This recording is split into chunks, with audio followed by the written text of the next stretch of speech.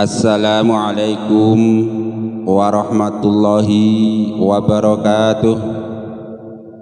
A'udzu billahi minasyaitonir rajim.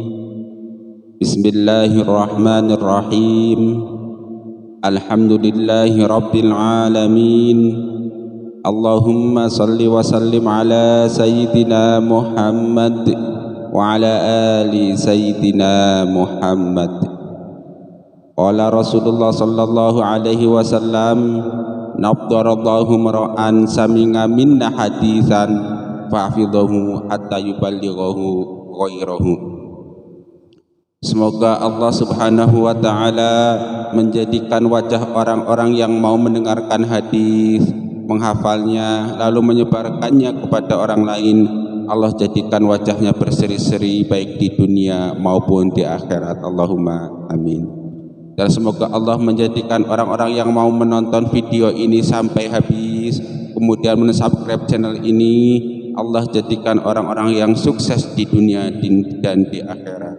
Orang-orang yang rezekinya melimpah ruah baik di dunia maupun di akhirat bersama Rasulullah sallallahu alaihi wasallam. Allahumma amin. Amma ba'du.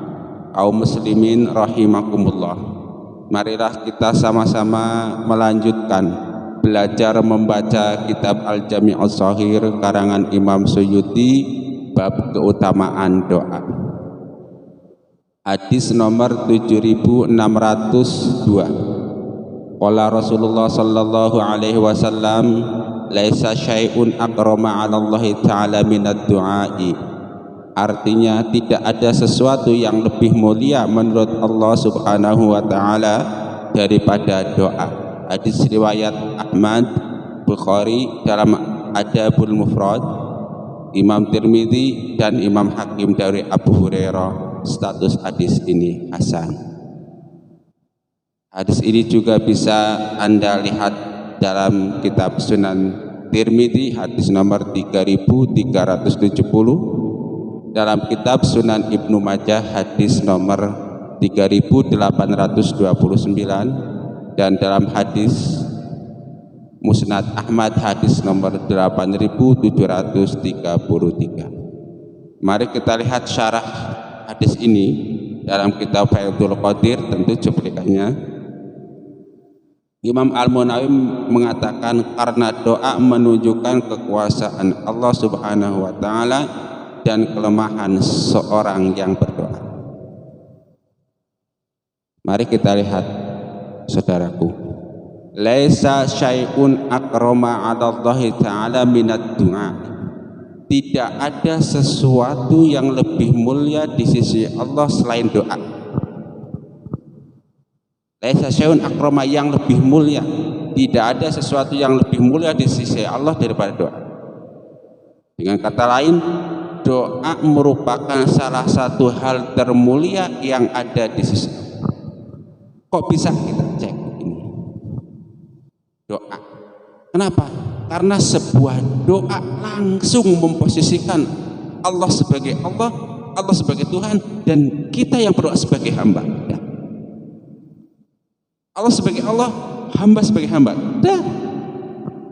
Inti dari semua ajaran Islam salah satunya adalah ini, supaya kita menghamba kepada Allah, dan doa itu otomatis meletakkan kita sebagai hamba. Ini. Tapi hati-hati, doa dalam bahasa sehari-hari kan biasa dimaknai meminta. Kalau kita meminta kepada Allah, maka otomatis Allah zat yang kita mintai dan kita sebagai hamba yang meminta kepada Allah. Jelaskan ada hubungan langsung antara seorang hamba Allah dengan Allah subhanahu. Tauhid namanya, ya kan, sesuatu yang harus kita tauhid. Itu kenapa sebuah doa mulia diantaranya ini. Tapi terkadang kita lupa ini, kita lupa bahwa ketika kita berdoa sesungguhnya kita sedang menjadi hamba dan Allah sedang kita sembah, ya begitu. Ini tidak, ini jangan sampai lupa. Apapun doa Anda, apapun yang Anda minta, apapun yang kita minta, harus ingat ini. Laisa syai'un akrama 'ala Allah Ta'ala minad du'a'i. Tapi doa dengan pengertian ini. Sehingga dengan berdoa kita akan terjaga dari kemusyrikan. Kenapa? Ya karena kita meletakkan diri kita sebagai hamba Allah Subhanahu wa Ta'ala. Tapi yang tahu tafsirnya begini, kalau yang nggak tahu ya udah doa-doa. Musyrik-musyrik dan lain-lain. Nah, tapi ingat bahwa doa dalam kehidupan sehari-hari itu terkadang dimaknai meminta. Nah, kalau meminta kepada selain Allah yang ada larangan syariat, secara otomatis pun begitu. Contoh, kalau kita meminta kepada jin atau setan, nah, secara otomatis kita meletakkan diri kita sebagai orang yang meminta dan jin atau setan sebagai orang yang dimintai. Tidak. Nih, ini nih, otomatis setan di atas, kita di bawah. Tidak, otomatis hubungan kita tuh vertikal dengan setan, head to head. Makanya kenapa kemudian para ulama memfatwakan bahwa meminta kepada jin dan setan itu hukumnya syirik, musyrik gitu kan, pada setan. Karena seperti itu. Kalau kita meminta kepada Allah bisa langsung menjadikan kita bertauhid kepada Allah. Sebaliknya kalau kita meminta kepada setan pun begitu. Ya begitu, kan jelas ya. Kita hafalkan hadisnya pendek, mudah dihafal. Laisa syai'un akrama 'ala Allahi ta'ala minad du'a'i. Tidak ada sesuatu yang lebih mulia menurut Allah Subhanahu wa Ta'ala daripada doa. Jadi ketika kita bingung mau berbuat sesuatu yang paling mulia menurut Allah itu apa, ya berdoa. Doanya apa saja? Ada doa-doa yang umum, ada doa-doa yang khusus. Doa yang umum misalnya setiap mau melakukan sesuatu, cobalah baca bismillah. Kalau panjang lagi bismillahirrahmanirrahim. Setelah melakukan sesuatu baca alhamdulillah. Panjang lagi alhamdulillahirabbil alamin. Itu doa yang umum. Kalau yang enggak hafal yang khusus, tapi kalau hafal yang khusus baca, misalnya kalau mau belajar baca doa Rabbi shrah li sadri wa yassir li amri wahlul 'uqdatam min lisani yafqahu qawli. Mau bicara kepada orang lain baca doa itu, atau doa belajar yang lainnya coba.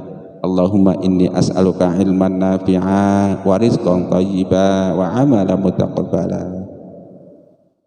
Atau doa minta berlindung dari ilmu yang tidak bermanfaat. Allahumma inni a'udzubika min ilmin la yanfa' wa amalin la yurfa wa du'ain la yusma, dan lain-lain. Jadi istilahnya begini, kalau kita berdoa, yang kita ucapkan berupa doa yang kita ucapkan merupakan sesuatu yang paling mulia, kemudian ucapan tersebut menjadikan sebab kita menjadi hamba Allah. Kalau sudah menjadi hamba Allah, menjadi manusia termulia dalam artian sedang berdoa. Kemudian yang kita mintai adalah zat yang paling mulia, tidak ada yang menyamainya, tidak ada yang lebih mulia dari Allah Subhanahu wa Ta'ala. Jelas. Jadi ada tiga nih. Kita berdoa, doa Allah Subhanahu wa Ta'ala. Jangan dimaknai trinitas ini, ada Allah doa kita enggak gitu. Yang penting kalau kita berdoa yaitu kalau kepengen mulia di sisi Allah, salah satu cara dengan doa. Itu saja dulu cukup. Jadi dasari semua doa yang kita panjatkan dengan ini, dengan hadis ini. Tapi kan terkadang kita itu ragu. Kita ini mau mengaku diri kita mulia, nyatanya begini. Mau mengaku diri kita baik, nyatanya seperti ini. Mau mengaku diri kita suci, nyatanya enggak suci. Sehingga hal-hal tersebut kadang membuat kita kurang pede di hadapan Allah, membuat kita minder di hadapan Allah. Jika setan masuk, oh iya. Tetapi kalau kita hafal hadis-hadis seperti ini, misalnya la syai'un akrama 'ala Allah Ta'ala minad du'a, paling tidak membuat kita pede. Oh iya, ini saya lagi doa nih, berarti saya sedang menjadi hamba Allah nih. Kalau sedang menjadi hamba Allah berarti sedang bersama Allah nih. Kalau sedang bersama Allah berarti sedang jadi orang baik nih. Itu yakin, istilahnya yakini hadisnya, kemudian timbulkan husnudzon kita kepada Allah, motivasi positif, kayak begitu. Nah, kecuali kalau memang istilahnya kita benar-benar baik, tapi kan siapa tahu, yang tahu baik menurut Allah ya hanya Allah Subhanahu wa Ta'ala. taala, kita hanya bisa mengenal indikasi-indikasinya. Jelaskan ya. Nanti kalau kita mau berdoa, apapun doa yang dipanjatkan harus ingat ini. Intinya ini. Maksudnya apa? Kalaulah kita berdoa misalnya minta rumah yang bagus, mewah, nggak tercapai, tetapi Anda sudah mencapai sesuatu yang lebih mulia daripada rumah itu sendiri, yaitu apa? Berdoa kepada Allah. Anda telah menjadi hamba Allah, Anda telah menyembah Allah, Anda telah berhubungan dengan Allah Subhanahu wa Ta'ala. Jadi istilahnya itu kenapa doa menjadi sangat mulia, karena doa mendudukan kita sebagai hamba dan mendudukan Allah sebagai Allah. Dan doa ini menjaga tauhid kita. Itu hal yang terpenting. Kalau orang yang masih mau berdoa kepada Allah, tandanya orang yang masih yakin seyakin-yakinnya bahwa Allah adalah zat yang mengabulkan doa kita. Gak meminta selain Allah. Kalau yang kurang berdoa itu berarti dia tidak menjaga tauhid dengan doa. Itu salah satu fungsi doa yang paling mulia, adalah menjaga tauhid. Kita lanjutkan hadis berikutnya. Ad-du'a'u huwal ibadah. Doa adalah ibadah. Nah, ad-du'a'u huwal ibadah artinya doa adalah ibadah. Hadis riwayat Imam Ahmad, Ibnu Abi Syaibah, Bukhari dalam Al-Adab, Abu Dawud, Tirmidzi, Nasai, Ibnu Majah dan Ibnu Hibban, dan Hakim dari Nu'man bin Bashir, riwayat Abu Ya'la dari Barra. Anda juga bisa melihat hadis ini dalam kitab Sunan Tirmidzi, hadis nomor 2969, kemudian dalam Abu Dawud hadis 1479, dan dalam Ibnu Majah hadis nomor 3828. Kita lihat syarah hadis ini menurut Imam Ar-Munawi dalam kitab Faidul Qadir, cuplikannya tentu doa adalah bagian dari ibadah. Bahkan doa adalah salah satu ibadah terbesar atau teragung, dan pada dasarnya semua ibadah adalah permohonan seorang hamba kepada Allah Subhanahu wa Ta'ala. Ya. Tadi keutamaan doa pertama, dia adalah sesuatu yang termulia, salah satu termulia di sisi Allah Subhanahu wa Ta'ala. Yang kedua, doa adalah ibadah. Bahkan doa merupakan salah satu pokok dari ibadah. Kenapa? Karena inti semua ibadah kita adalah memuja Allah, menyembah Allah, adalah meminta kepada Allah. Dan kalau kita sedang berdoa kepada Allah, itu artinya kita sedang memohon kepada Allah, sedang menyembah Allah. Kira-kira begitu. Jadi kalau Anda kepengin ibadah terbaik itu apa? Nah, diantaranya adalah berdoa. Doanya apa? Banyak. Apalagi saja doa-doanya. Kalau belum hafal, doa yang umum aja. Kalau mau mulai sesuatu, baca Bismillahirrahmanirrahim. Setelah melaksanakan sesuatu, baca Alhamdulillahirabbil alamin. Jadi istilahnya begini, amal perbuatan kita nih, kita orang hidup itu pasti bergerak. Kalau nggak gerak ya diem, kan gitu. Kalau nggak beramal ya tidak beramal. Nah, setiap perbuatan kita seyogianya itu diisi doa. Perbuatan kita baik diem maupun bergerak itu ada yang diisi doa, ada yang kosong dari doa. Contoh, saya duduk. Sebelum duduk misalnya baca Bismillahirrahmanirrahim. Nah, selama duduk itu perbuatan saya duduk ini diisi dengan doa. Kalau sudah ada isinya doa, setan susah. Sebaliknya kalau lupa nggak berdoa, ibarat rumah nggak ada penjaganya, nggak ada triggernya, setan mudah. Begitupun perbuatan kita yang lain, makan misalnya. Nah, sebelum makan kita baca doa sebelum makan. Allahumma barik lana fima razaqtana wa qina adzabannar, atau doa yang lainnya. Bismillah. Selama makan berarti perbuatan kita yang ini udah ada isinya apa? Doa. Karena ada isinya doa, setan akan musuh sama. Nah, setan dalam konteks makanan banyak nanti kan. Itu tanya para dokter lah, kira-kira begitu. Nah, begitupun perbuatan-perbuatan lain. Jangan sampai kosong dari doa.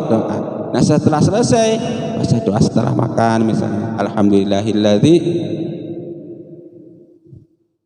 at'amani hadza wa razaqanihi min ghairi haulin minni wala quwwah, atau doa yang lainnya. Bisa doa alhamdulillahirabbil alamin. Sehingga begitu.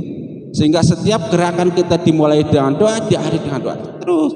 Sehingga selama 24 jam diri kita dilingkupi oleh doa. Dengan kata lain, selama 24 jam itulah diri kita, tubuh kita, jiwa kita selalu beribadah kepada Allah Subhanahu wa taala. Selalu ada hubungan vertikal melalui doa itu. Ya ini doa muhal ibadah. Kalau misalnya masuk waktu pagi, kita baca doa raditu billahi robba wa bil islami dina wa bi muhammadin sallallahu alaihi wasallam nabiyya wa rasula 3 kali. Nah selama pagi, siang, sore itulah diri kita itu sudah diisi sebuah doa taroti tadi itu. Dengan kata lain, selama selama dari pagi sampai sore itulah diri kita dalam kondisi beribadah kepada Allah. Dengan kata lain, selama pagi sampai sore itulah diri kita itu dalam trigger sesuatu yang paling mulia di sisi Allah, yaitu doa. Jelas ya? Ini fungsi doa yang harus tahu. Jangan doa itu hanya tahu fadilahnya saja, faedahnya saja. Ini faedahnya narik rezeki banyak, usaha lancar, itu nggak apa-apa, bagus. Tapi bahwa doa mendasari adalah ibadah, bahwa doa adalah sesuatu yang mulia, bahwa doa adalah menjaga tauhid kita, bahwa doa adalah menjaga diri kita atas izin Allah Subhanahu wa taala, itu juga harus masuk dalam hati kita. Nah, itu. Bahkan kita juga bisa memilih doa-doa pendek yang bisa dilaksanakan sambil beraktivitas. Misalnya sambil jalan kita baca alhamdulillah, alhamdulillah, sambil duduk baca subhanallah dan lain-lain dan lain-lain. Sudah jelas ya bahwa sesuatu ketika kita mau memohon kepada Allah Subhanahu wa taala, dasari dengan dua hadis ini. Ad-du'a'u huwal ibadah. Kalau kita sedang berdoa, hakikatnya kita sedang beribadah kepada Allah Subhanahu wa taala. Kalau kita sedang berdoa, hakikatnya kita sedang mendapatkan ridho Allah Subhanahu wa taala, kita sedang mendapatkan rahmat Allah Subhanahu wa taala. Oh bisa? Iya. Ada ribuan orang, ada miliaran orang yang ketika mau melaksanakan sesuatu tidak berdoa dulu, sedangkan kita berdoa Allahumma amin. Dan ada ribuan orang, ada miliaran orang yang setelah melakukan sesuatu tidak berdoa dulu, dan kita oleh Allah dikasih hidayah dan taufik untuk berdoa alhamdulillah. Itu kalau kita tahu hakikat doa seperti ini, kita jadi pede bahwa kita itu selalu terhubung dengan Allah Subhanahu wa taala, husnudzon kepada Allah. Saya sedang sama Allah. Nah, kalau sudah begitu akan terpancar cahaya-cahaya takwa. Di bawah taat mudah, diajak maksiat rada susah kan. Meskipun kadang tergoda juga, ya mungkin itu doanya lagi bolong kan begitu. Ya, mudah-mudahan bermanfaat bagi kita sekalian. Dua hadis ini saya ulangi, laisa syai'un akrama 'alallahi ta'ala minad du'ai. Tidak ada sesuatu yang lebih mulia menurut Allah Subhanahu wa taala daripada doa. Status hadis ini hasan. Hadis yang kedua, ad-du'a'u huwal ibadah.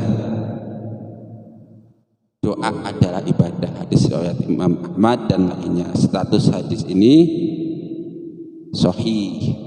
Semoga bermanfaat. Rabbana taqabbal minna innaka antas samiul alim wa tub alaina innaka antat tawwabur rahim.